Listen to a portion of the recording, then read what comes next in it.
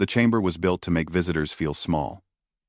Ambassador Elena Voss knew this as she walked across the polished obsidian floor, her footsteps echoing in the vast space above. The ceiling stretched so high that clouds actually formed near the top, and the 12 thrones of the Galactic Council members rose like mountains on every side. Each throne held a representative of the elder species, the civilizations that had ruled the galaxy for thousands of years before humanity ever looked up at the stars. Elena's hands were steady, but her heart pounded. She had practiced her speech 100 times. She had refined every word, every argument. Behind her, the holographic display showed Earth blue, beautiful, and so very far away. Around Earth, hundreds of human colonies glowed like tiny sparks across dozens of star systems. Everything humanity had built in 200 years of space exploration hung in the balance today. The Archon of the Council, a being called Jothic, whose species name humans could barely pronounce, rose from the central throne. Its body was translucent, filled with swirling lights that represented thoughts in ways humans could not fully understand. When it spoke, the words came through translation devices embedded in the chamber walls. Ambassador Voss of humanity, you stand before this council to answer for your species' crimes against the established order. The charges are grave. How do you answer? Elena lifted her chin. She had been chosen for this role because she never backed down. Not even when facing beings that saw humanity as children, playing with dangerous toys. Honorable Archon, members of the Council, I answer that humanity has committed no crimes. We have only exercised our right to exist, to grow, and to determine our own future. A sound like grinding stones came from the throne to her left. It was the representative of the Valos hegemony, a species that looked like living rock formations. You're right? It rumbled. You were given the gift of faster-than-light travel. You were welcomed into galactic society. And how did you repay this generosity? With aggressive expansion, with refusal to accept your proper place. Elena turned to face the Valos representative. Our proper place? You mean as a client species? Subservient. Forever children in your eyes. Never allowed to grow up. That is the way of order, said another council member, this one from the Yulari Communion. The Yulari looked almost human, except for their silver skin and the third eye in their foreheads. Every species must accept guidance from their elders. Every species must contribute to the greater harmony. You humans insist on doing things your own way. You terraform worlds without permission. You establish colonies in regions not designated for your settlement. You refuse to share your technological advances with the common database. You even... The Yulari's voice took on a tone of disbelief. You even allow your colony worlds to govern themselves differently. There is no unity, no harmony, only chaos. We call it freedom, Elena said quietly. We call it the right of people to choose their own governments, their own destinies. Yes, our colony worlds have different systems. Some are democracies. Some are corporate ventures. Some are religious communities. But they are all human. And they are all free. Is that really such a terrible crime? Jothic's lights swirled faster, colors shifting through the spectrum. You do not understand, young species. For 3 million of your years, the Council has maintained peace across this galaxy. We have prevented wars. We have guided younger species. We have created an order that allows billions of trillions of beings to coexist. Your individualism threatens that order. Your aggressive nature threatens that peace. We have threatened no one, Elena protested. We have fought no wars with Council species. We have engaged in trade, in cultural exchange. Our colonies border empty space. Space we chose to leave empty, interrupted the representative from the Korath Dominion. The Korath resembled enormous insects, with clicking mandibles and multiple eyes, space that serves as a buffer between the civilized regions and the outer darkness. You treat these buffer zones as if they were unclaimed territory. You expand without limit, without control. Where will it end? When will your hunger for new worlds be satisfied? Elena took a breath. She had known this would be difficult. But the hostility in the chamber was worse than she had expected. Humanity has settled 47 worlds beyond our home system. 47. Council member species control thousands of worlds each. The Valos hegemony alone administers over 2,000 settled planets. We are not threatening anyone's territory. We are simply growing, as all species must. At an unprecedented rate, said Jothic.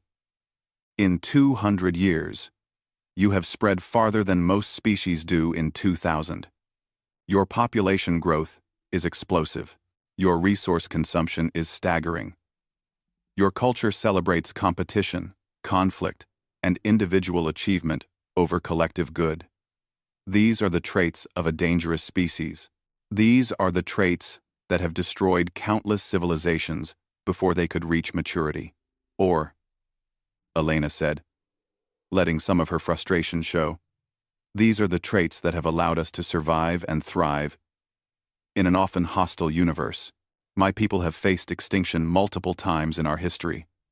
We learned to adapt. We learned to innovate. We learned to never give up. Yes, we are competitive. Yes, we value individual freedom, but we also value cooperation when it matters. We have united our entire species under one federation. We have eliminated poverty, war, and hunger on our home world. We have achieved things you told us were impossible. And now you want to punish us for succeeding too well? The chamber fell silent for a moment. Then the Yulari spoke again, and there was something like sadness in its voice. You still do not understand. This is not about punishment. This is about prevention. We have seen species like yours before, Ambassador. Species that burn too bright, too fast. Species that cannot be controlled, cannot be guided. They always end the same way in fire and darkness, taking innocent civilizations down with them. We cannot allow that to happen again.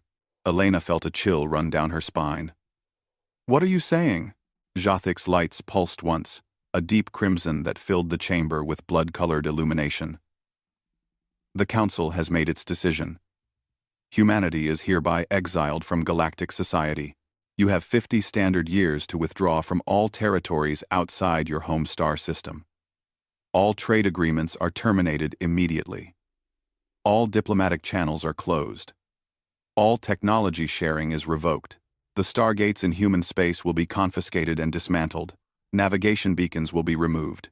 You will be returned to your sol system, and there you will remain. The words hit Elena like a physical blow. You can't do this. You're sentencing us to isolation, to slow death. We are ensuring the safety of galactic civilization, said the Korath representative. Your expansion ends now. Your colonies will be reclaimed and reassigned to species that can govern them responsibly. Your people will have 50 years to evacuate. That is generous, considering the threat you represent. Elena's mind raced. 50 years. Billions of humans living on colony worlds, told to abandon their homes. The stargates that allowed travel between stars in days, instead of decades, taken away. Humanity would be trapped in one system, cut off from the rest of the galaxy, while every other species continued to grow and prosper. It was exile. It was imprisonment. It was a death sentence delivered slowly. This is not justice, she said, and her voice carried across the vast chamber. This is fear. You fear us because we will not bow. You fear us because we dare to be different. You fear us because deep down, you know that your precious order is stagnant. It is a cage, and we refuse to enter it. So you will build a bigger cage around our entire species and call it wisdom. Watch your tongue, human, growled the Valos representative. You stand before the highest authority in the galaxy, an authority that has just proven itself tyrannical, Elena shot back. You speak of peace and harmony, but what you really want is control. Absolute, unchanging control. Well, you cannot control us. You could have tried to work with us. You could have tried to find a middle ground. Instead, you choose exile. You choose to make an enemy where you could have had an ally.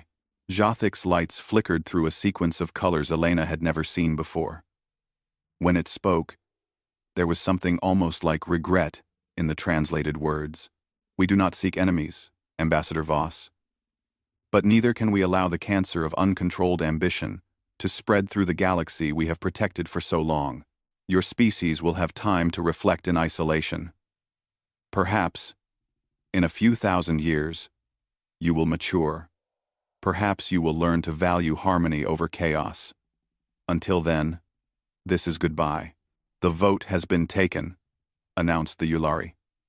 All 12 council members vote in favor of exile. The decree is unanimous and final.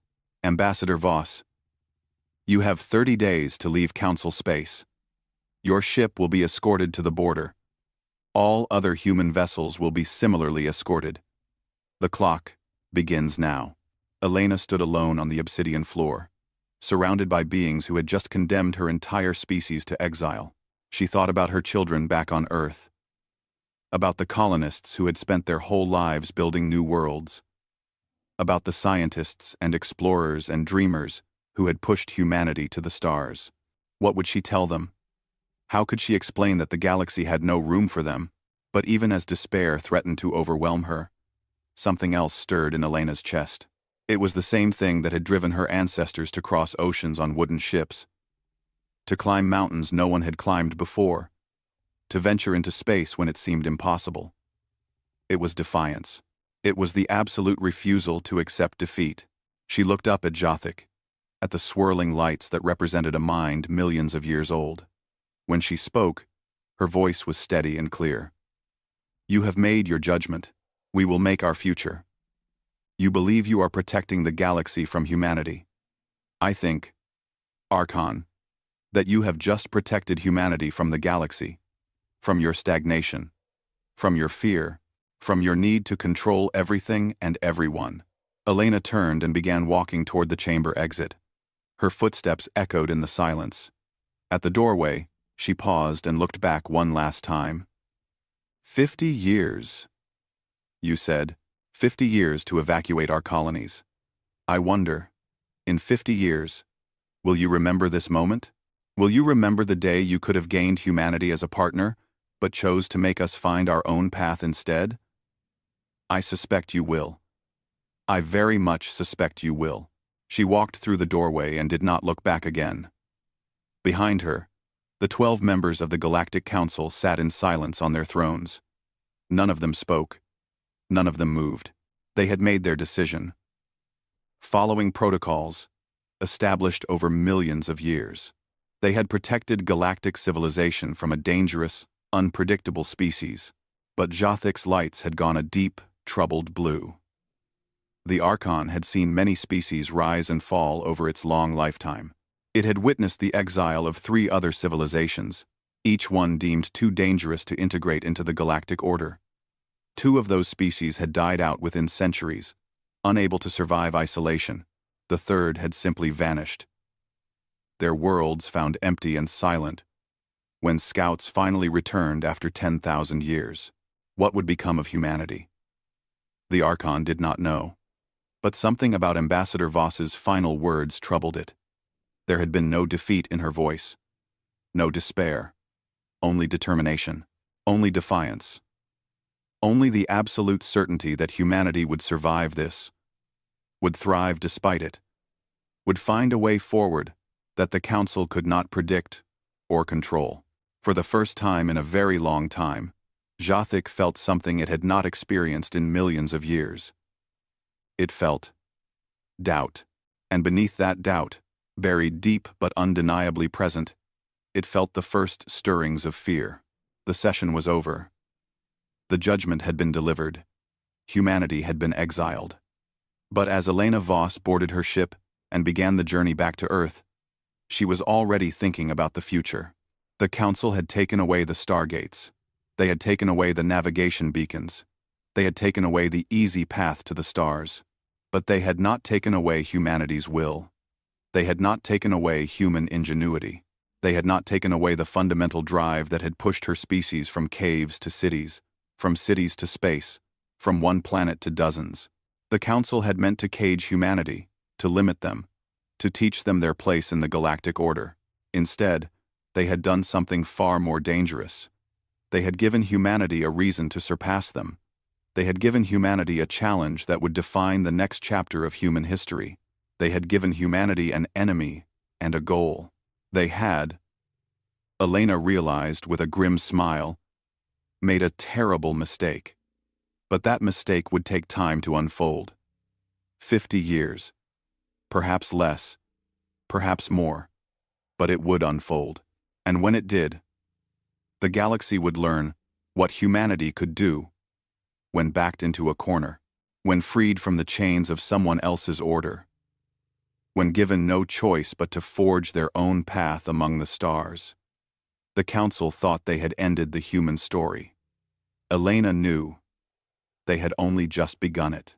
The news hit Earth like a nuclear blast. Within hours of Elena Voss's transmission from the Council chambers, every screen on every human world showed the same message: Exiled. 47 colony worlds. 6 billion humans living beyond Sol system. 50 years to evacuate or be forcibly removed. The stargates already being dismantled by Council enforcement vessels. Humanity was being sent home, and home was suddenly feeling very small. On New Vancouver, colonists who had spent 20 years turning a frozen world into farmland watched the Council ships arrive in orbit. The ships did not fire weapons. They did not need to. They simply broadcast a message. You have 18 months to evacuate this world. Then they waited, patient and implacable, like bailiffs at a foreclosed property. Some colonists wept. Some raged. Some simply stared at the sky and wondered where they would go, what they would do, how they would tell their children that the home they had built was being taken away. On Mars, in the great dome cities that housed 1 billion people, riots broke out. The Martian Colonial Authority had to deploy peacekeepers to prevent the destruction of infrastructure. People were angry, confused, and terrified. Mars had been humanity's first major off-Earth colony, settled before the Council ever gave humanity FTL technology. Did the exile apply to Mars? To the moon bases? To the asteroid mining stations? The Council's decree was clear. All human presence outside the Sol system must withdraw. Mars was safe. Everything else was not. Dr. James Chen watched the chaos unfold from his laboratory on Titan, Saturn's largest moon. He was a physicist, one of thousands who had dedicated their lives to understanding the principles behind faster-than-light travel. The Council had given humanity FTL technology as a gift, but they had never explained how it worked. The stargates were black boxes. You entered one end, emerged light years away at the other. The math was beyond human understanding, or so the Council had always claimed. James did not believe that anymore. He had spent 15 years studying the energy signatures of stargate transitions. He had built models, run simulations, and collaborated with the brightest minds in human space. And he had begun to see patterns. Structures, principles that could be understood, replicated, and perhaps even improved upon. But his research had always been theoretical. A curiosity pursued in spare time between official projects. Now, as he watched Council ships dismantling the Stargate in orbit above Saturn, theory became urgent necessity. He sent a message to Elena Voss, now appointed as the new Secretary General of the United Earth Federation. The message was simple. Give me 20 years and unlimited resources. I can get us back to the stars. Our own way. Our own technology. No more dependence on the Council.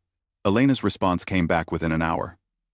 You have 10 years, and every resource humanity can spare. Make it work. The Exodus Protocol began 3 months after the Council's decree. Every human government, every corporation, every research institution, on every human world, received the same directive. Develop independent FTL technology. Everything else was secondary. The economy could wait. Social programs could wait. Art, culture, entertainment, all of it could wait. Humanity had one goal now: break the cage the Council had built around them. The first challenge was obvious. The Council had removed not just the stargates, but also the navigation beacons that made interstellar travel possible. Without those beacons, even if humans developed their own FTL drive, they would be flying blind through space-time, unable to find their destinations, unable to navigate the currents and eddies of faster-than-light space. It was like having a ship but no compass, no maps, no way to know where you were going until you arrived somewhere, probably the wrong somewhere. But humanity had something the Council never expected. They had desperation. And desperation made people creative in ways comfort never could. Dr. Sarah Okonkwo, an astrophysicist from the Lagos Space Center, proposed a radical solution. Instead of relying on artificial beacons, why not use natural ones? Every star emitted a unique signature of radiation, gravitational waves, and quantum fluctuations. If you could build a database of these signatures, create a detailed map of space based on natural stellar phenomena, you could navigate without any artificial aids. It would require measuring thousands of stars, building computational models of staggering complexity, and developing sensors that could detect quantum variations across light years. It would take years. It would require the combined efforts of every observatory, every space telescope, every sensor array humanity possessed. But it was possible. Elena gave the order. Begin mapping immediately. The Great Survey began, and humanity turned its eyes to the stars with an intensity that bordered on obsession. James Chen and his team attacked the FTL problem from another angle. The Council's stargates worked by creating stable wormholes through higher dimensions. That much was clear from observation. But creating stable wormholes required exotic matter with negative energy density, something that existed only theoretically in human physics. The Council obviously knew how to generate or find this exotic matter. Humans did not, unless they looked at the problem differently.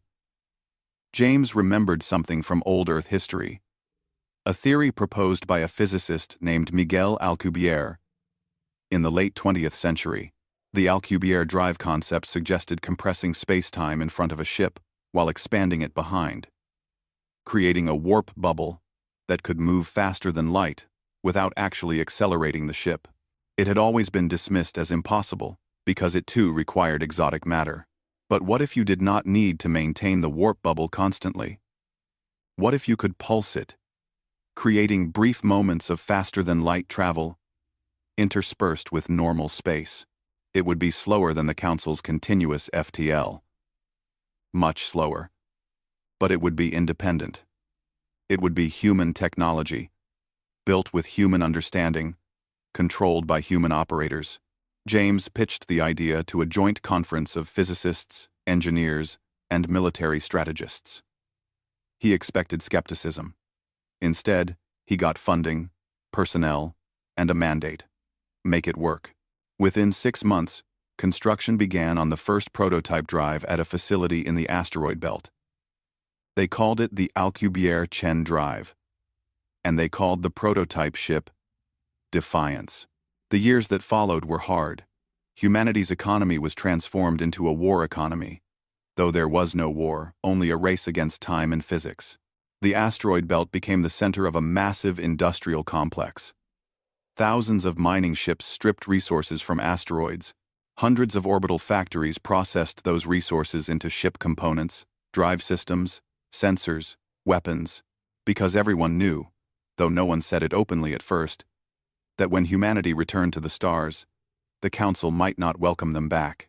The United Earth Forces, humanity's combined military, underwent the most dramatic transformation. It had been a defensive force, designed to protect shipping lanes and deter pirates.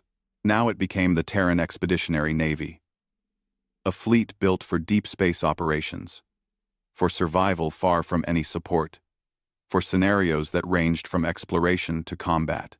Admiral Marcus Stone, a career officer who had spent 30 years in space, took command. His first order was simple: train for the worst and hope for the best. On Earth, the cultural shift was profound.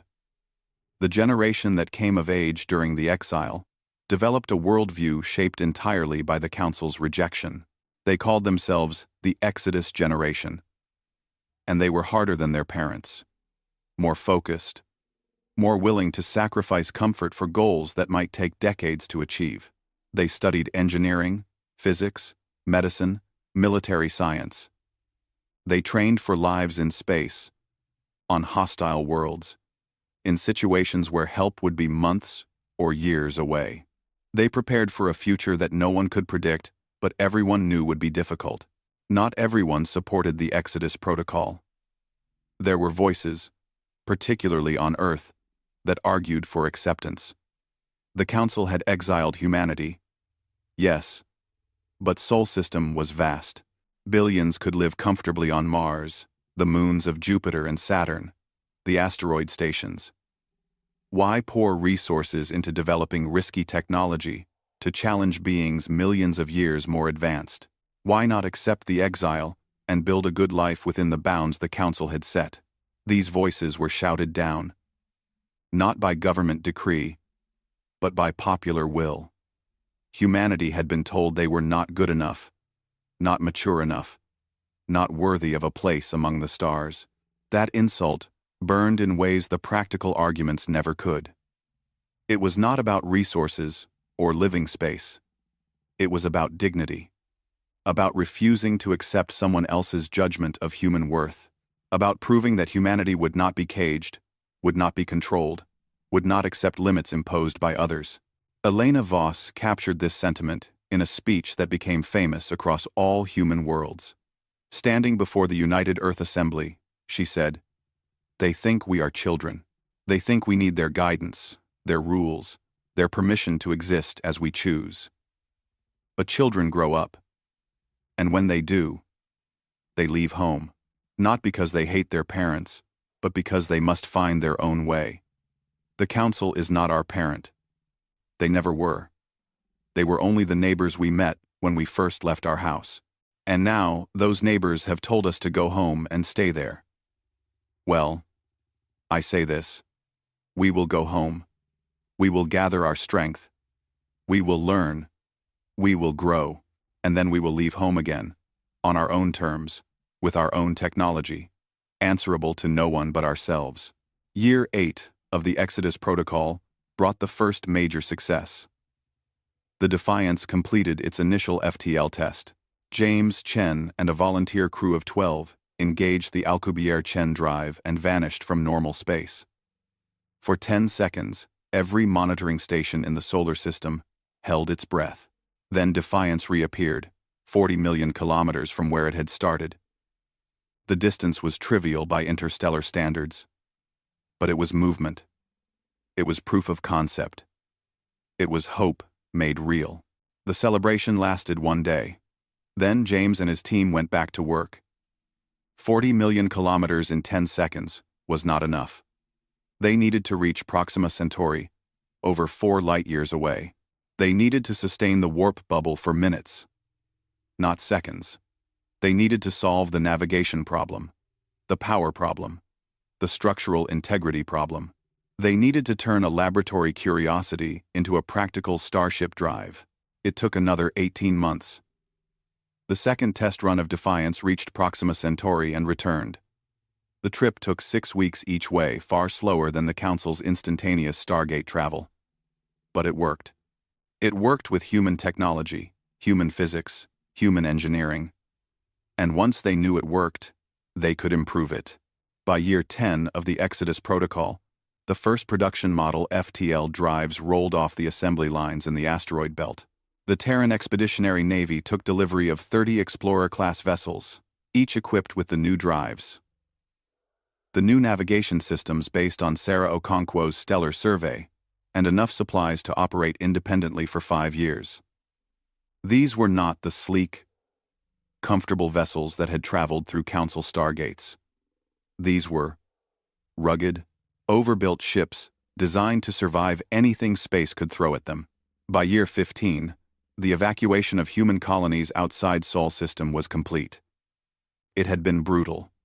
Some colonists refused to leave until Council enforcement vessels literally seized them. 3 worlds saw small-scale violence before people finally accepted they had no choice. But in the end, 6 billion humans returned to Sol system, cramming into habitats and settlements that strained to accommodate them. It was crowded. It was uncomfortable. And it made humanity even more determined to find new worlds of their own. By year 20, everything was ready. 300 colony ships, each capable of carrying 20,000 people, sat in orbit around Mars. Escort vessels, armed with the latest weapons, surrounded them. The Terran Expeditionary Navy had grown to over 500 ships, ranging from small scouts to massive dreadnoughts that carried enough firepower to sterilize a planet. And every ship had the Alcubierre Chen drive. Every ship could navigate using the stellar survey data. Every ship was independent of Council technology. Admiral Stone stood on the bridge of his flagship, the TEN Indomitable, and looked at the fleet gathered around him. He thought about the last 20 years. The sacrifice, the work, the single-minded determination that had transformed humanity from a species dependent on Council gifts to a species that had clawed its way back to the stars through sheer will and ingenuity. They were slower than the Council. Their technology was cruder, but it was theirs. Elena Voss broadcast from Earth, her image appearing on every screen throughout the fleet. She was older now, gray-haired, and lined with the stress of 2 decades leading humanity through its darkest period. But her eyes were as fierce as ever. To the crews and colonists of the Exodus fleet. 20 years ago, the Galactic Council exiled us. They took our colonies. They took our place among the stars. They thought they could contain us, limit us, teach us our place. They were wrong. She paused, and her voice hardened. Today, we return to space. Not to the worlds the Council took from us. Those are lost, and we will not waste lives trying to reclaim them. Instead, we go beyond. We go to places the Council has never been. We go to the regions they call too dangerous, too difficult, too far from their precious civilization. We will build new worlds there. We will forge a new future there. And we will do it without asking anyone's permission.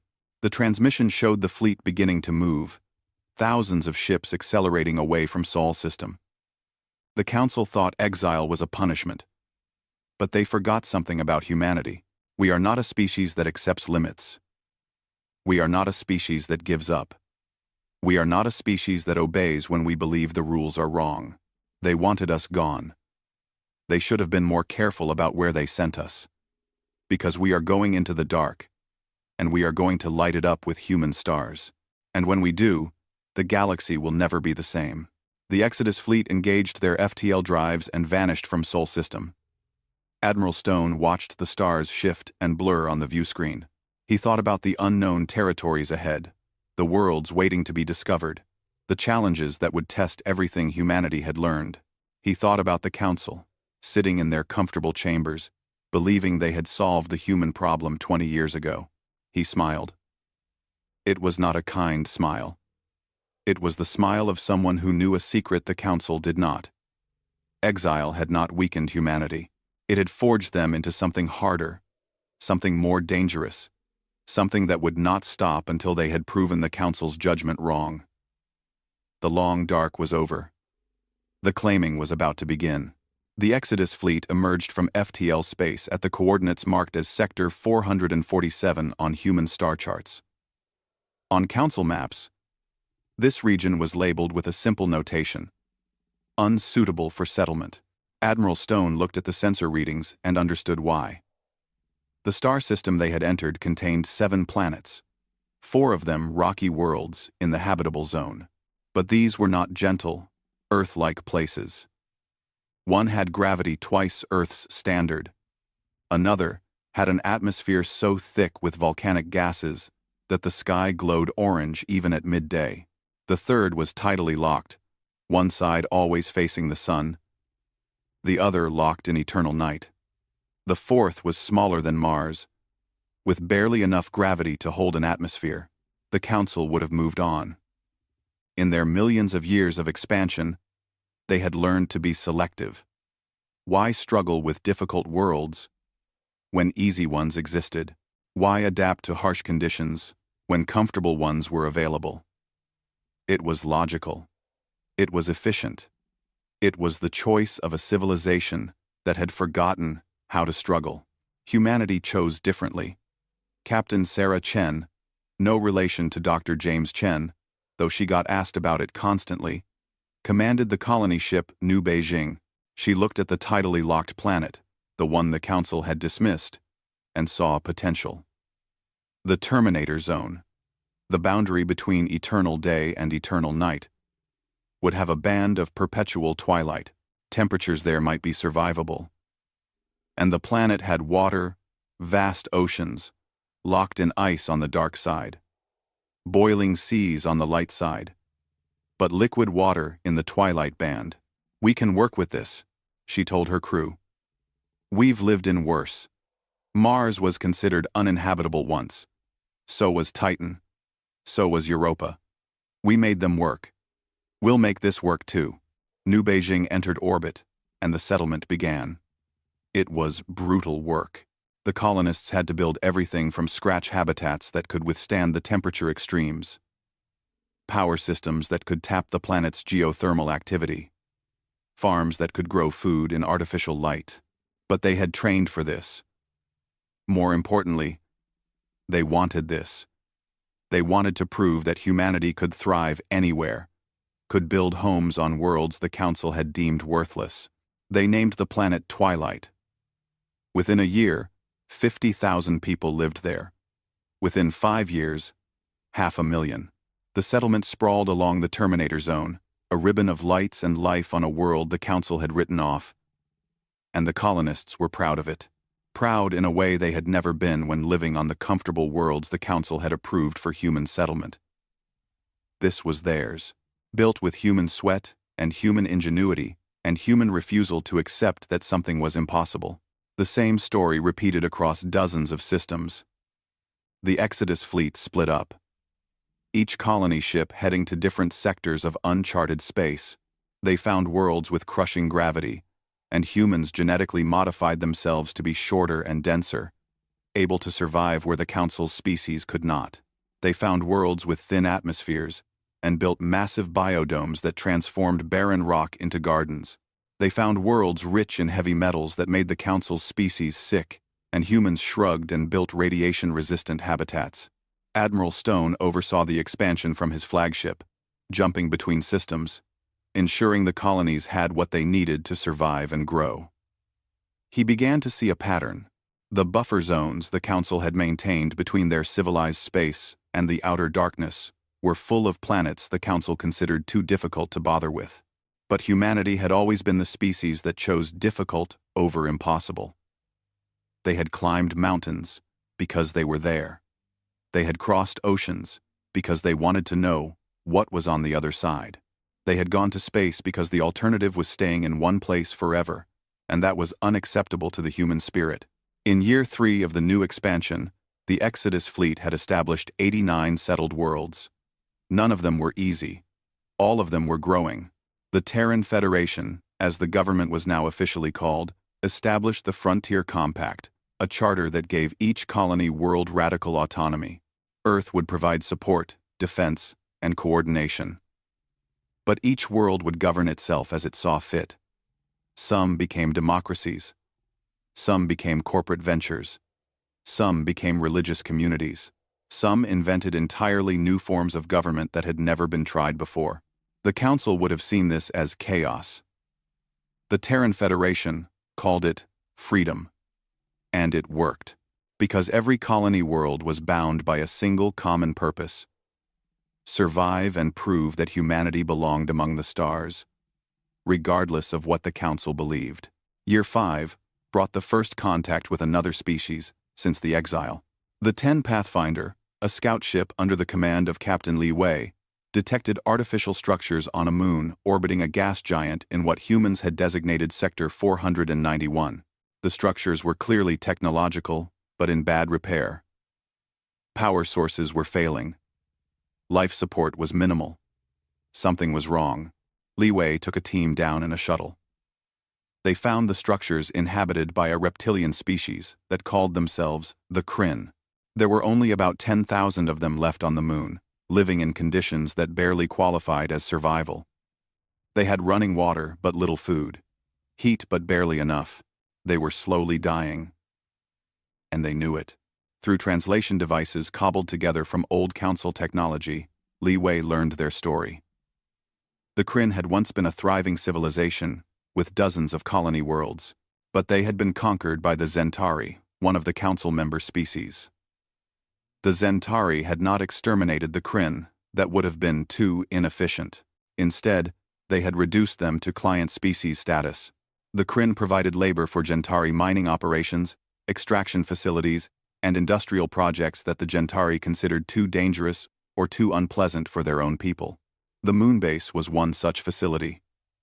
It had extracted rare elements from the gas giant's upper atmosphere for 50 years. Then the deposits ran out, and the Gentari simply abandoned the facility.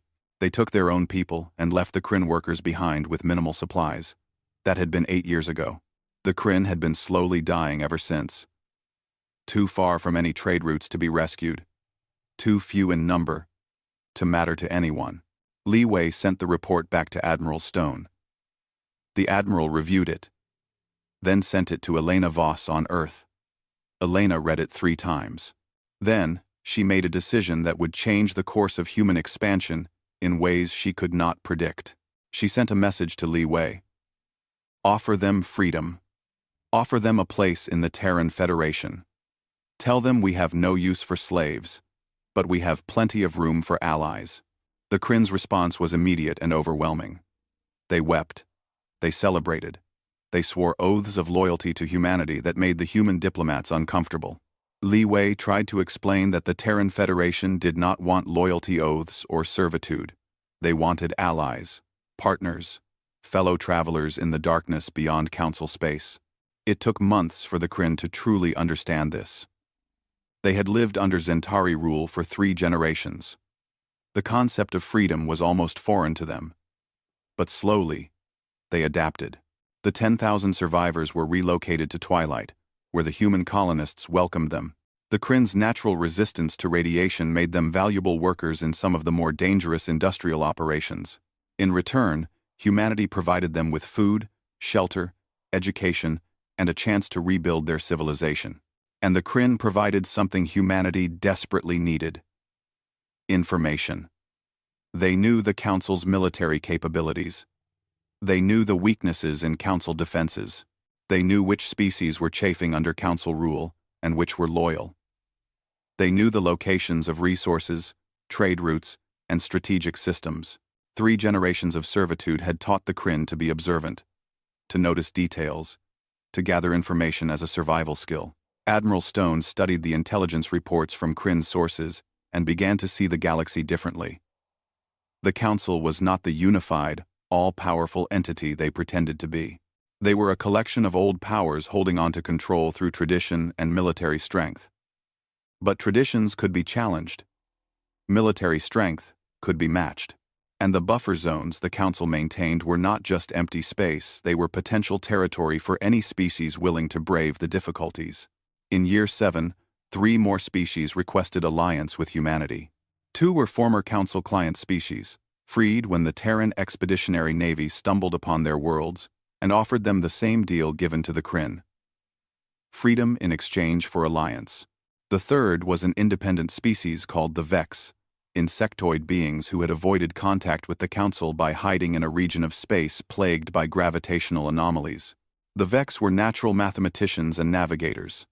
They saw the Council as a threat to their independence, and humanity as a potential buffer against Council expansion. Elena Voss convened a conference on New Terra, the capital world of the Outer Colonies.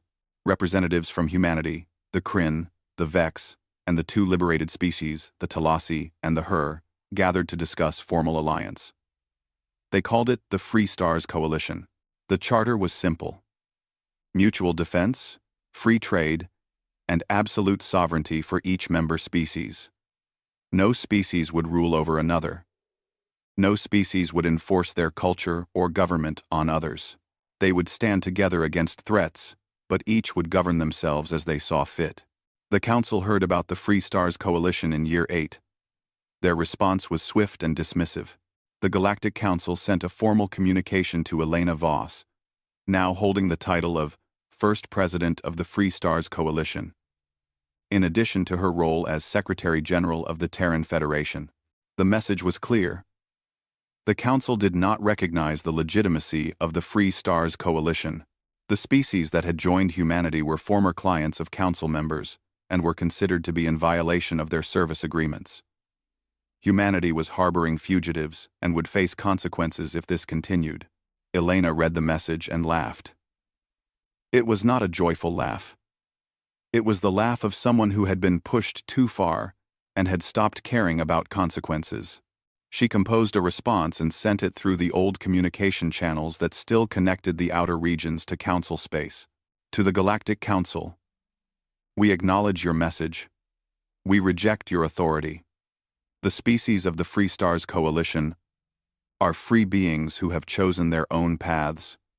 We did not steal them. We did not conquer them. We offered them a choice, and they chose freedom. If you consider that a crime, then we gladly plead guilty. We will not return the Kryn to Gentari slavery. We will not return the Talasi and the Hur to client status. We will not bow to threats or demands from a council that has no legitimate authority over us. She paused in her dictation, then continued with words that would be quoted for generations. You exiled us. You sent us into the darkness beyond your borders. You thought you were punishing us. You thought you were protecting yourselves from our dangerous individualism and aggressive nature. But you made a mistake. You assumed we would fade away in isolation, that we would learn our lesson and beg to be readmitted to your civilized space on your terms. Instead, we learned different lessons. We learned that we do not need you. We learned that there are entire regions of space you consider worthless that we can turn into thriving worlds. We learned that there are species suffering under your rule who would rather take their chances with us than continue living as your clients. And most importantly, we learned that we are stronger when we stand together with other free peoples than we ever would be kneeling before your council. This is your doing. You made us into this, and now you will have to live with the consequences. The message was sent. There was no reply from the council for months. Then, in Year 9, a single council vessel entered Free Stars space. It did not carry weapons. It carried diplomats. They wanted to negotiate. Admiral Stone met the council delegation on neutral ground, a small station humanity had built at the edge of their territory. The lead diplomat was Yulari, the same species that had argued for humanity's exile at the original trial. The diplomat's name was Sethis, and its silver skin seemed dimmer than Yulari usually appeared. Its third eye clouded with what might have been concern or sadness. Admiral Stone, Sethis said through the translation device. The Council wishes to discuss the situation regarding the species you have gathered. We are prepared to negotiate the terms of their return, Stone interrupted. They are not returning. There will be no negotiation on that point. If that is your only purpose here, this meeting is over. Sethis was silent for a moment. Admiral, you must understand. These species are bound by agreements that go back centuries. The Kryn, for instance, entered into a service compact with the Gentari over 200 years ago. You cannot simply declare these agreements void. Watch me, Stone said flatly. Those agreements were signed under duress by conquered peoples who had no other choice. They are not legitimate contracts. They are slavery dressed up in legal language. The Free Stars Coalition does not recognize them. And before you threaten military action, let me be clear. We are prepared to defend our allies. Every settlement in Free Stars space is fortified. Every colony has defensive systems. Every civilian ship has military escort. You want to take the Kryn back? You will have to fight us for them. The same applies to every other species we have offered freedom. Sethes's third eye focused intently on Stone. You would go to war with the Galactic Council? You, a species barely 300 years old, would challenge civilizations that have existed for millions of years? That is not bravery, Admiral. That is suicide. Stone leaned forward. Maybe. Or maybe it is long overdue. Your council has grown comfortable. You have not fought a real war in how long? 10,000 years? 100,000? You maintain order through tradition and the threat of overwhelming force. But when was the last time you actually had to use that force? When was the last time you faced an enemy that was not impressed by your age or your technology? We are not the cowering species you exiled 22 years ago. We have built a fleet. We have fortified worlds. We have allies who would rather die free than live as your clients. So yes, we would go to war if you forced us to. And maybe we would lose. But it would not be the easy victory you are expecting. It would cost you. And I think, deep down, you know that. The meeting ended without agreement. Sethis and the council delegation departed, and Stone sent a report to Elena Voss. They are afraid. Not terrified, but worried. They did not expect us to be this strong, this fast. They did not expect us to have allies. They expected to find a handful of desperate human settlements barely surviving in the outer darkness. Instead, they found the Free Stars Coalition. They will try something. I do not know what or when, but they will try to put us back in our place. We need to be ready. Elena received the report and immediately authorized the construction of 20 new shipyards in the outer colonies. The Terran Expeditionary Navy would double in size within 3 years. The Free Stars Coalition would become a military power that could not be ignored or dismissed. And every human world, every allied world, would prepare for the possibility that the Council would not accept their existence peacefully. But even as humanity prepared for confrontation, the expansion continued. By year 10, the Free Stars Coalition encompassed 89 human worlds and 23 worlds belonging to allied species. They controlled a volume of space roughly equal to that held by a mid-level Council member species. And they were still growing. Still pushing further into the regions the Council had abandoned. Still turning worthless rocks into thriving colonies. Admiral Stone stood on the bridge of the Indomitable and looked at a holographic map of Free Stars territory. It glowed with hundreds of points of light settlements, stations, shipyards, mining operations. 2 decades ago, humanity had been exiled with nothing but their home system. Now, they controlled more territory than they had ever held under Council authority, and they had done it without anyone's permission. He thought about Elena Voss's words at the beginning of the Exodus.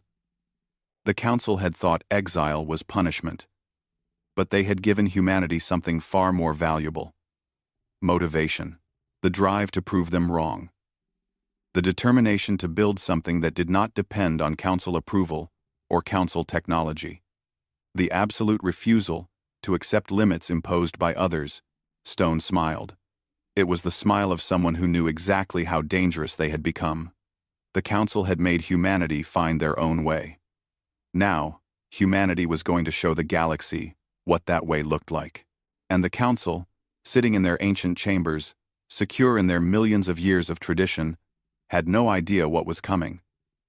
The crisis came from an unexpected direction. The Valos hegemony, one of the Galactic Council's founding members, announced that they were reclaiming a world called New Gdansk in what they termed illegally occupied buffer territory. The world had been settled by humans 7 years earlier and now housed 200,000 colonists. The Valos claimed ancient territorial rights dating back 50,000 years. Rights that had never been formally ceded, despite the region being abandoned for millennia. Governor Katya Volkov received the Valos ultimatum on a Tuesday morning. The message was formal, cold, and absolute. New Gdansk's human population had 30 days to evacuate. After that deadline, the Valos would deploy military forces to secure the planet for proper resettlement by their own people. Any humans remaining would be removed by force. The message did not threaten violence explicitly, but the implication was clear. Leave peacefully, or be made to leave. Katya was a third-generation colonist, born on Mars during the early days of human expansion. She had been 12 when the Council exiled humanity, and she remembered watching her parents weep as they realized their dreams of a life among the stars were being torn away. She had sworn then that she would never let anyone take her home again.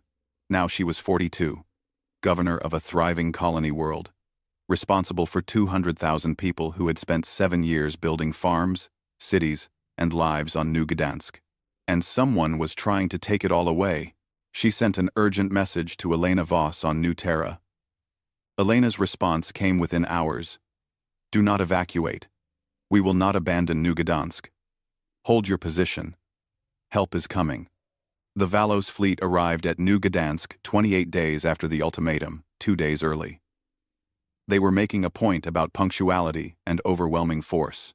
53 warships, each one larger than anything in the Terran Expeditionary Navy's arsenal. The Valos were rock people, silicon-based life forms that looked like ambulatory boulders, and their ships reflected this. Massive, heavily armored, slow but nearly indestructible. They had been building warships for 50,000 years, and they knew what worked. Admiral Marcus Stone arrived at New Gdansk 12 hours after the Valos fleet, with every ship he could pull from nearby sectors. 31 vessels against 53.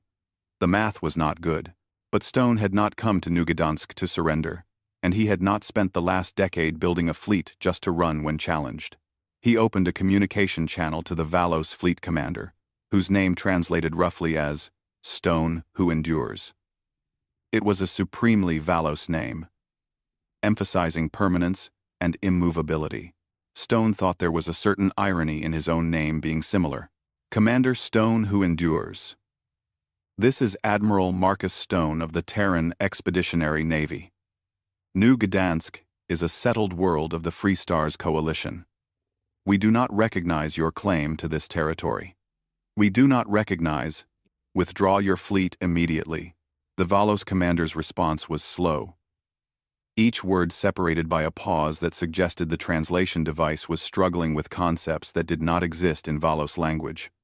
Admiral Stone, you speak of claims you do not understand. This world was surveyed by Valos explorers 50,000 of your years ago. Our marker beacons still orbit this star. Our territorial rights are established in the oldest records of the Galactic Council. You have settled a Valos world without permission. You are trespassers. Your marker beacons are dark and have been for thousands of years, Stone replied. Your people abandoned this region long ago. By any reasonable standard, unclaimed territory becomes available for settlement. New Gdansk has 200,000 human colonists who have turned this world into a home. We will not abandon them because of a 50,000-year-old claim you never bothered to enforce. That is not your decision to make, human. The Council has ruled on this matter. New Gdansk falls within ancient Valos territory, and the Council has authorized us to reclaim it. Your colonists have. The pause was longer this time. 6 of your hours to begin evacuation. After that, we will enforce compliance. Stone cut the transmission and turned to his command staff. Recommendations? Captain Li Wei, promoted to Stone's tactical officer after the successful first contact with the Kryn, studied the holographic display showing both fleets. They have us outnumbered and outgunned. Every one of their ships outmasses our largest vessel by a factor of 3. So we do not fight straight, Stone said. What are their weaknesses? Li Wei highlighted sections of the Valos formation on the display. They are slow. Those ships are built like flying fortresses, incredible defenses, but poor maneuverability. Our vessels are faster, more agile. We can outturn them, out-accelerate them. Their weapons are designed for long-range slugging matches. If we close to point-blank range, their big guns become a liability. Boarding actions? Asked Commander Sarah Chen, who had transferred from colony ship duty to military command 3 years earlier. Li Wei nodded slowly. Possible. The Valos are large, strong, and tough, but they are not fast. In close combat, a human with powered armor and modern weapons might actually have an advantage. It would be brutal, though. Boarding a Valos warship would be like fighting inside a flying bunker. Stone made his decision. We go in close. We use our speed and size advantage. We target their sensor arrays and communication systems, blind them, isolate them, force them to fight as individuals instead of as a coordinated fleet. And we make it clear from the start that we are not backing down. If they want New Gdansk, they will have to take it over our debris field. The Battle of New Gdansk began 6 hours later, when the Valos fleet moved into orbit over the planet and began deploying landing craft. Stone's fleet accelerated at maximum burn, closing the distance far faster than Valos' tactical doctrine considered reasonable. The Valos opened fire at maximum range, and their guns were devastating. The 10 Relentless took 3 direct hits and lost power, drifting out of formation. The 10 Courage exploded when a Valos particle beam penetrated her reactor shielding, but the Terran ships kept coming. They wove through the Valos formation like sharks through a pod of whales, too fast for the massive Valos ships to track effectively. Human missiles, far more maneuverable than Valos weapons, struck at sensor arrays and communication nodes. The Valos fleet began losing coordination, each ship forced to fight independently. The 10 Indomitable came alongside a Valos dreadnought and fired at point-blank range. The human weapons barely scratched the Valos armor. But that was not the point. The Indomitable launched boarding pods, armored shells containing 20 Marines each. The pods latched onto the Valos hull and cut through with plasma torches. Marines in powered armor poured into the Valos ship's corridors. The fighting inside was savage. The Valos were individually stronger than humans, and their rocky bodies could shrug off small arms fire that would kill a human instantly. But the human Marines were faster, more flexible, and far more experienced in close-quarters combat. The Valos had not fought a boarding action in living memory. The humans had spent the last decade training for exactly this scenario. The Valos crew fought bravely, but they were not prepared for the sheer aggressiveness of the human assault. Marines used shaped charges to blow through bulkheads, bypassing Valos' defensive positions. They used the ship's own systems against it, venting atmosphere in sections where Valos' forces had concentrated. They fought with a desperation born of knowing that if they lost, their people on New Gdansk would be forced from their homes. After 3 hours of combat, the Valos dreadnought surrendered. The 10 Pathfinder captured a second Valos warship through similar tactics. A third Valos ship was crippled when a lucky missile strike destroyed its main power distribution system. And suddenly the mathematics of the battle changed. The Valos still had numerical superiority, but they had lost their aura of invincibility. The humans had proven they could fight, could win, could take on ships 3 times their size, and come out victorious. Commander Stone, who endures, sent a message to Admiral Stone. The Valos commander's tone had changed from condescending certainty to something closer to respect mixed with shock. Admiral Stone, this is not how civilized species conduct warfare. Your tactics are brutal. Your willingness to risk your ships is reckless. Your boarding actions violate a dozen protocols established by the Council. And yet they work, Stone replied. Commander, here is the situation. You came here to take our colony. We came here to defend it. You have lost 3 ships and taken casualties you were not expecting. We have lost 2 ships and many good people. This battle can continue until both our fleets are destroyed, or we can stop now. Your choice. There was a long pause. Then, Stone, who endures, spoke again, and there was something in the translated words that sounded almost like admiration. You would have kept fighting. Even if we had destroyed half your fleet, you would have kept fighting. Our species refuses to be conquered, Stone corrected. There is a difference. Will you withdraw, or do we continue?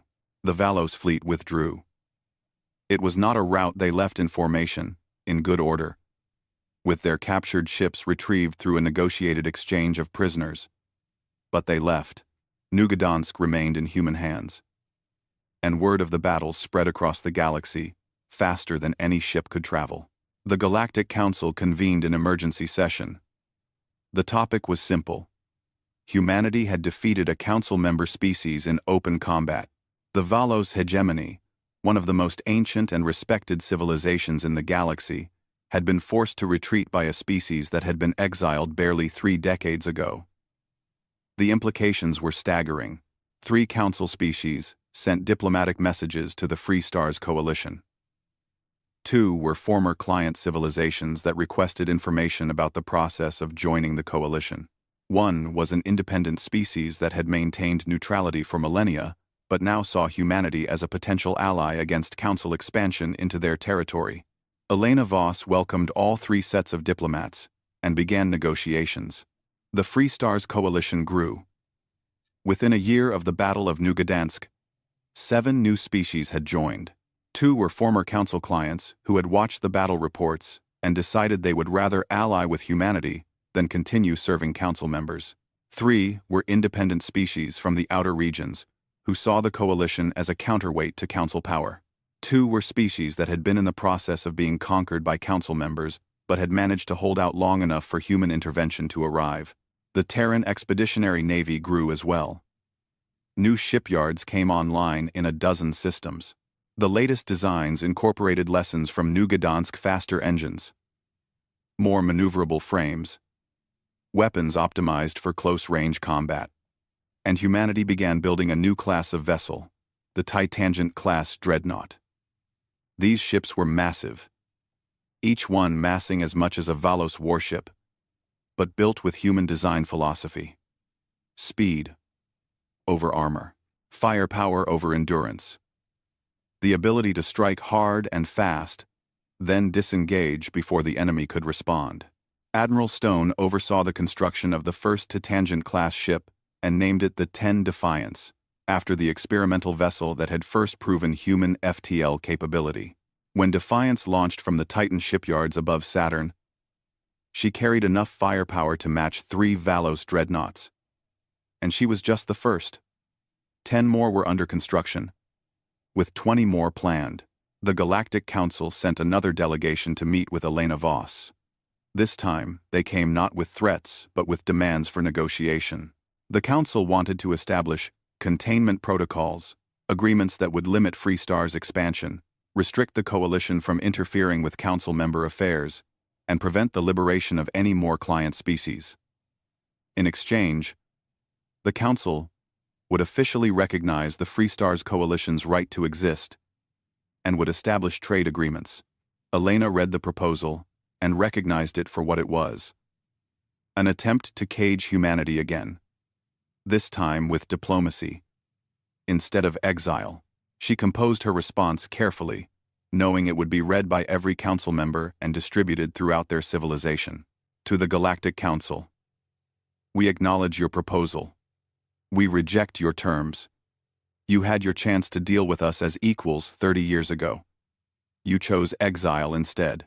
You told us we were too dangerous, too individualistic, too aggressive to fit into your civilized order. You were probably right. But the consequence of that decision is that we are no longer interested in fitting into your order.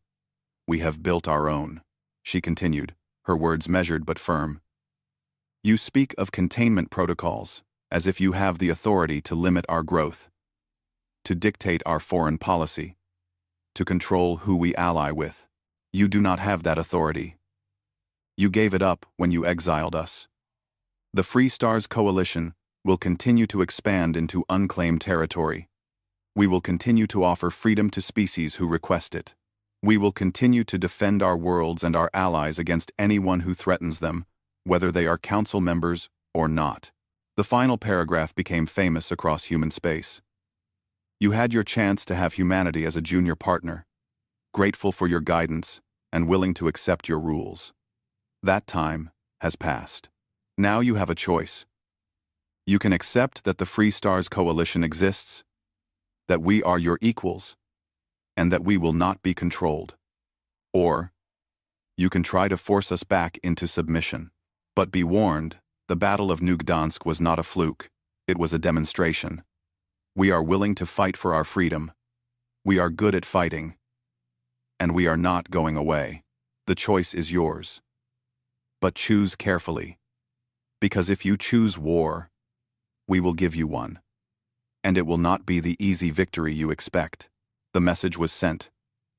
The council's response was months in coming. And when it arrived, it was not what Elena had expected. The council did not choose war. But they did not choose peace either. Instead, they chose something in between. Cold War. A state of tension and competition short of open conflict. Trade restrictions. Diplomatic pressure on neutral species to avoid the Free Stars coalition. Military buildups along the borders. And a gathering sense that something was going to break, sooner or later. Admiral Stone prepared for what he knew was coming. The council had been humiliated at New Gdansk. They had been defied in Elena's message. They could not let that stand without response, or they would lose credibility with their own client species. The question was not if the council would strike back, but when and where, and how humanity would respond when they did. On New Gdansk, Governor Katya Volkov stood on the balcony of her office and looked out at the city spreading below. It had grown in the year since the battle. More buildings, more farms in the surrounding countryside. More people arriving from Earth and Mars and the other colonies, drawn by the story of the world that had stood against the council and won. She thought about the future. About the children being born who would never know anything but freedom, who would grow up believing they had a right to exist among the stars, regardless of what ancient civilizations thought. She thought about the cost of that freedom. The ships destroyed, the people killed, the certainty that more battles were coming, more sacrifices would be required. And she decided it was worth it, every bit of it. Because the alternative was to bow, to accept limits imposed by others, to live as clients or exiles in a galaxy that belonged to someone else. And that was not acceptable. Not anymore. Not ever again. The hammer fell 5 years after the Battle of New Gdansk. The Galactic Council, unable to tolerate the continued growth of the Free Stars Coalition, authorized Operation Correction. It was the largest military mobilization in Council history. 5,000 warships drawn from 8 member species, all converging on a single target. The target was not New Gdansk, which the Council had learned to avoid. Instead, they chose Tartarus Gate, a strategic system at the edge of Free Stars territory where humanity had built a massive Stargate hub connecting dozens of colony worlds. The plan was simple and overwhelming. Destroy Tartarus Gate, and the Free Stars coalition would be fractured. Travel times between human worlds would increase from days to weeks. Coordination would become nearly impossible. The coalition would collapse into isolated pockets that could be negotiated with or conquered individually. It was a good plan, based on solid strategic thinking. It might even have worked if the Council had been facing a conventional enemy. Admiral Marcus Stone received word of the Council fleet's approach when they were still 3 days out from Tartarus Gate. His scouts had been watching Council military movements for years, and the sudden concentration of ships was impossible to miss. He had 800 vessels available, counting every combat-capable ship in the Free Stars coalition. The math was brutal. 5,000 against 800. 6-to-1 odds against the most powerful fleet humanity had ever assembled. He could have evacuated Tartarus Gate, pulled back, saved his ships for a defensive campaign that might slow the Council advance. It would have been the sensible, strategic choice. Admiral Stone had not become the commander of the Terran Expeditionary Navy by making sensible choices. He sent a message to every ship in the coalition fleet. They think numbers will win this battle. They think their superior technology and experience will overwhelm us. They think we will run when we see the size of their fleet. They have forgotten something important about humanity. We do not calculate odds before we decide to fight. We decide to fight, and then we figure out how to win. Tartarus Gate does not fall. Not today. Not ever. All ships, prepare for combat. The Free Stars fleet assembled at Tartarus Gate in a formation that would have made traditional fleet tacticians weep. Instead of the orderly lines and defensive positions that Council species favored, the human ships were arranged in clusters, small, independent groups that could move and fight autonomously. Each cluster included a mix of ship types: heavy hitters, fast attackers, electronic warfare vessels, and support craft. They looked chaotic. That was intentional. The Council fleet emerged from FTL 3 astronomical units from Tartarus Gate and immediately formed their traditional battle formation. A massive wall of ships, layered by species. The Valos in front, their heavy armor designed to absorb the first wave of enemy fire. Behind them, the Yulari with their precision weapons. Then, the Korath with their swarming tactics. Behind them, 5 more species, each with their own doctrine, their own strengths, all coordinated through the rigid command structure that had served the Council for millions of years. Admiral Stone looked at the display and smiled. It was a terrifying smile. The smile of someone who had spent 5 years planning for exactly this moment. All clusters, execute Dragon Swarm. The Free Stars fleet exploded into motion. The clusters broke apart, each one accelerating on a different vector, moving at speeds the Council fleet could not match. They did not attack the Council formation head-on. Instead, they came at it from a dozen different angles, forcing the Council ships to turn, to reorient, to break their careful formation, to address threats from multiple directions. The first cluster to engage was led by Captain Li Wei in the 10 Pathfinder. His group consisted of 20 fast attack ships armed with long-range missiles. They fired from maximum range and immediately turned away, not waiting to see the results. The missiles were not designed to destroy the heavy Valos ships in front. They were designed to confuse sensors, jam communications, and force the Valos to activate their point defense systems. While the Valos were distracted, the second cluster attacked from a different angle. This group, led by Commander Sarah Chen in the 10 New Beijing, consisted of heavier ships armed with particle beams and kinetic weapons. They targeted the gaps in the Council formation, the spaces where different species forces met and where coordination was weakest. They fired, killed 3 ships, and disengaged before the Council could respond. The third cluster never engaged at all. Led by a Vex commander named Click Raz Click, whose name humans could not properly pronounce. This group was composed entirely of electronic warfare vessels. They broadcast false sensor readings, spoofed communication signals, and generally created chaos in the Council fleet's information networks. Ships began reporting enemy contacts that did not exist. Orders from the Council command ship were intercepted and modified. The rigid, hierarchical command structure that the Council relied on began to fray. The Battle of Tartarus Gate lasted 18 hours. It was not a single continuous fight, but a series of sharp, brutal engagements, as Free Stars clusters struck, disengaged, regrouped, and struck again. The Council fleet had more ships, more firepower, more of everything. But they fought, as they had always fought, coordinated, careful, following doctrine established over millions of years. The Free Stars fleet fought like a swarm of angry hornets, striking from unexpected angles, ignoring conventional tactics, willing to take losses if it meant creating opportunities. By hour 6, the Council had lost 400 ships. The Free Stars had lost 200. The math was still in the Council's favor, but the morale balance had shifted. Council crews were not used to this kind of combat. They were used to battles where both sides maintained formation, exchanged fire at a distance, and accepted victory or defeat based on who had the stronger fleet. This was different. This was chaos. This was fighting an enemy that refused to play by the rules. By hour 12, the Council fleet commander, a Yulari named Cethys, the same diplomat who had met with Admiral Stone years earlier, sent a message to his superiors.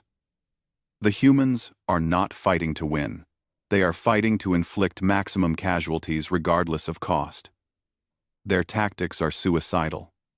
They are willing to sacrifice ships to create openings.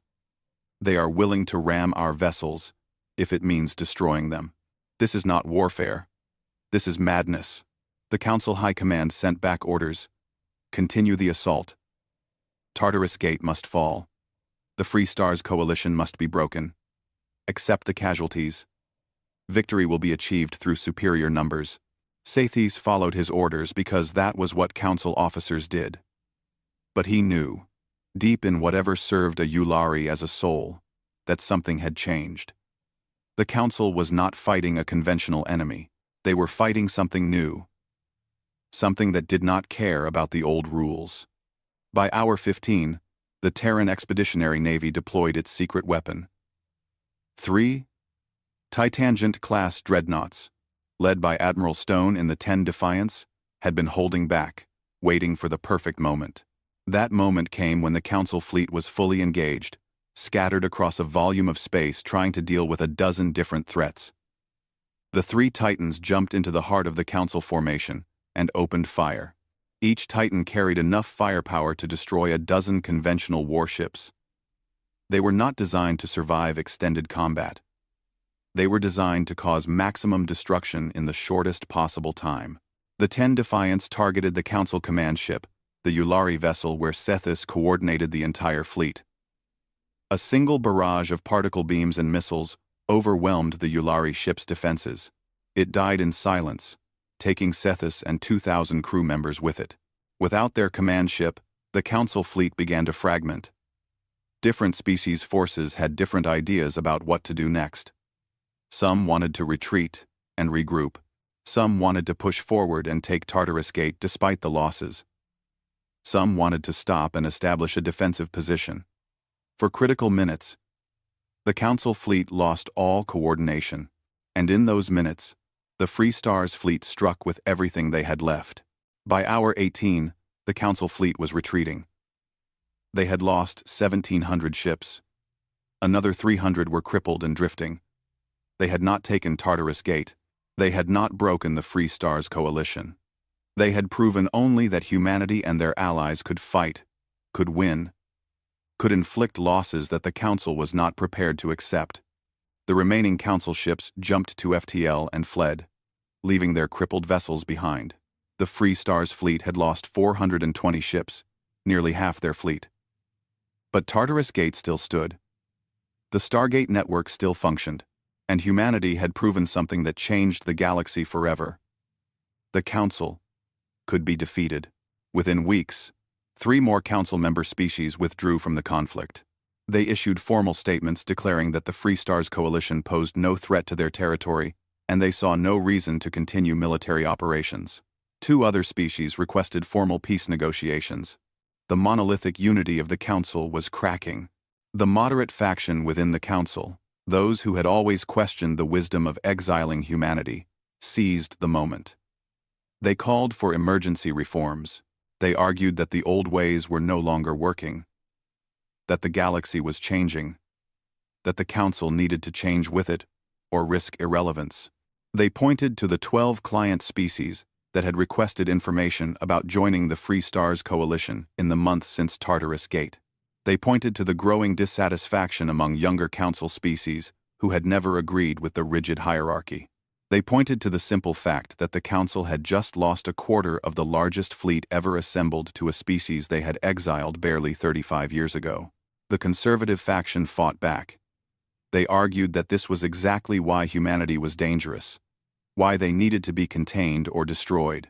They called for total war, the mobilization of every Council member species, the deployment of weapons that had not been used in millions of years.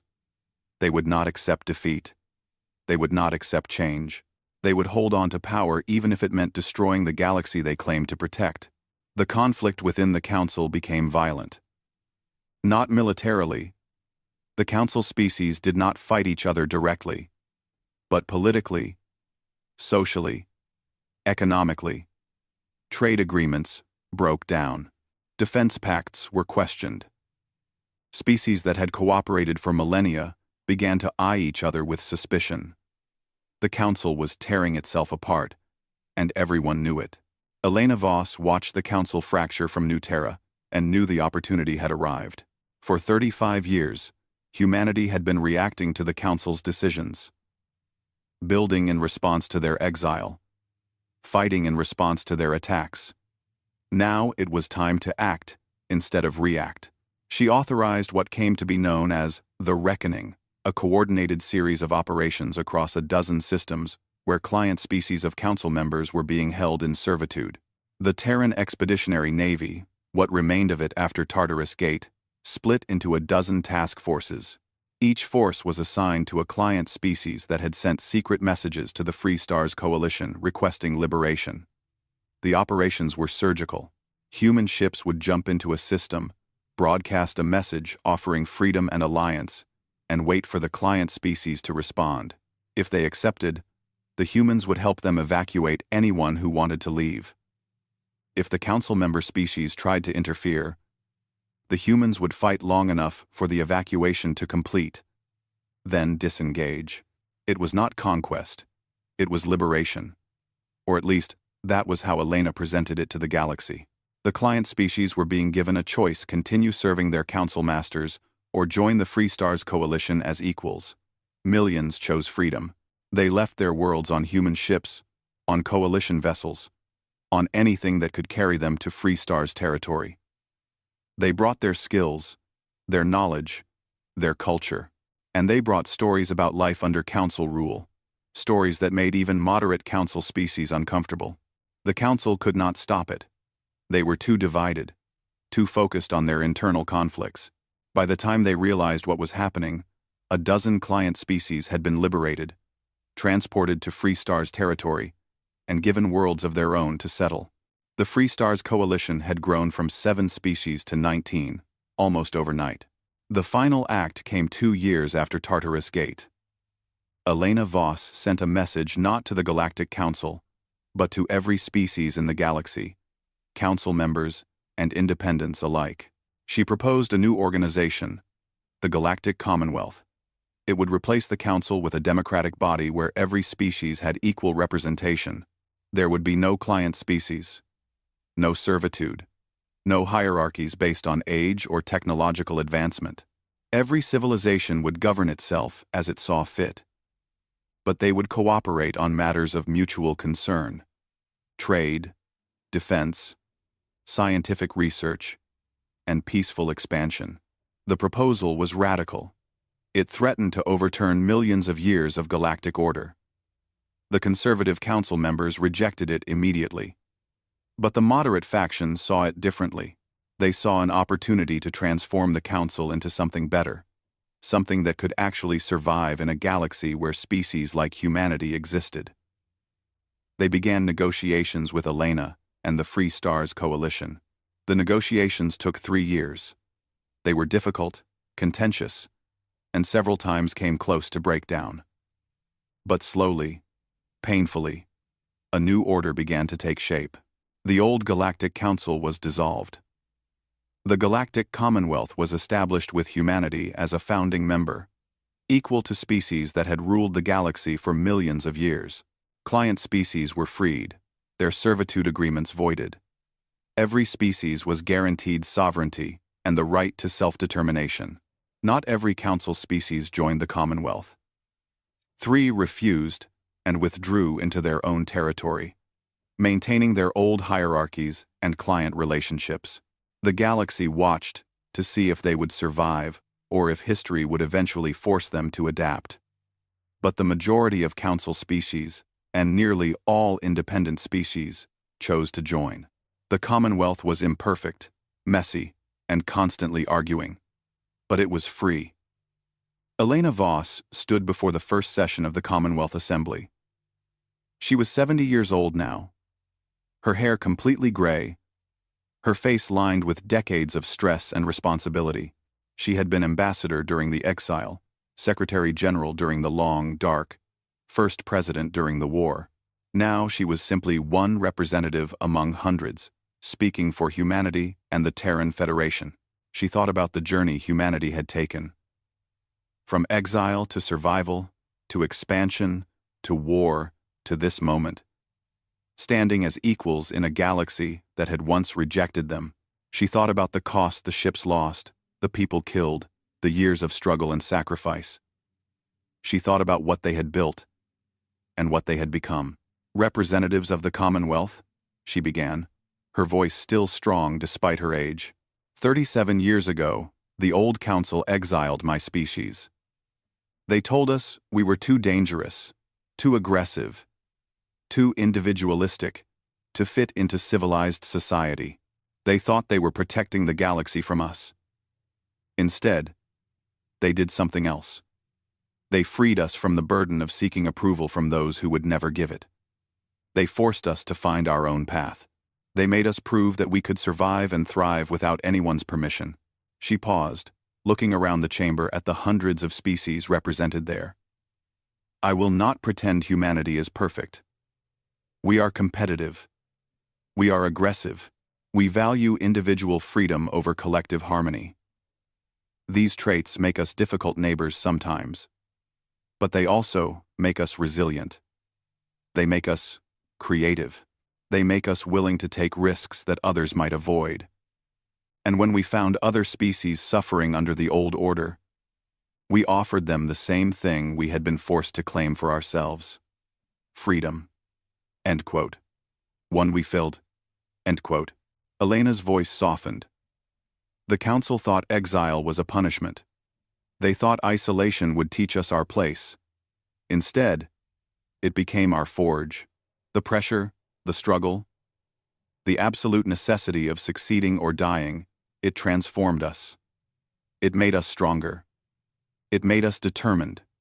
It made us into the species standing before you today. And I think, looking back, that exile was the greatest gift the council could have given us, because it forced us to become truly free.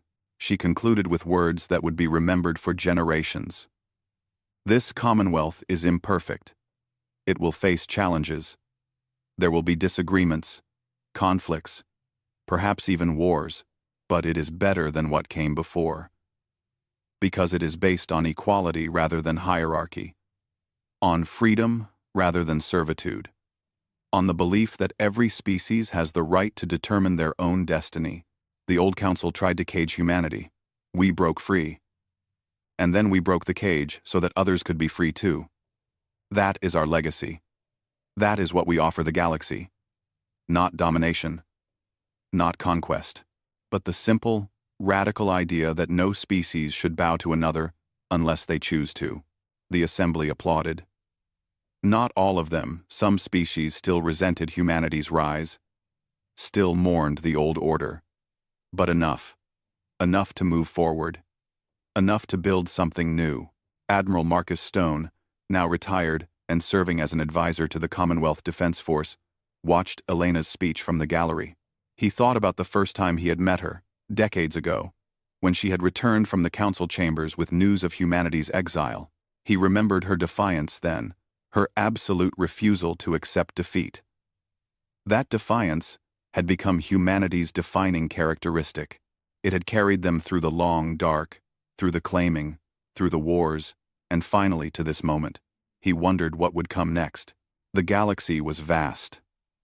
There were still unexplored regions, unknown species, challenges that would test everything the Commonwealth had built. But for the first time since humanity had reached for the stars, they would face those challenges not alone, not as exiles, but as equals among equals, as partners in the great work of civilization. On New Gdansk, Governor Katya Volkov, now retired and running a small farm with her grandchildren, watched the Commonwealth's founding ceremony on her screen. She thought about the battle that had happened in orbit above her world, the day humanity had proven they could stand against the Council. That had been the turning point, she believed, the moment when the galaxy had stopped seeing humanity as upstart children and started seeing them as something else. Something dangerous. Yes, but also something necessary. The galaxy needed species like humanity. Species that refused to accept the status quo.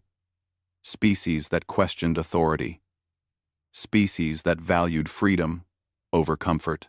Because without those species, civilizations stagnated. They became rigid, inflexible, unable to adapt to change. They became like the old council, ancient, powerful, and increasingly irrelevant in a galaxy that no longer fit their assumptions. Katya's granddaughter, a girl of 8 named Elena after the woman who had saved their world, asked a simple question. "Grandmother, are we safe now? Will there be more wars?" Katya considered lying, giving the child the comfort of false certainty.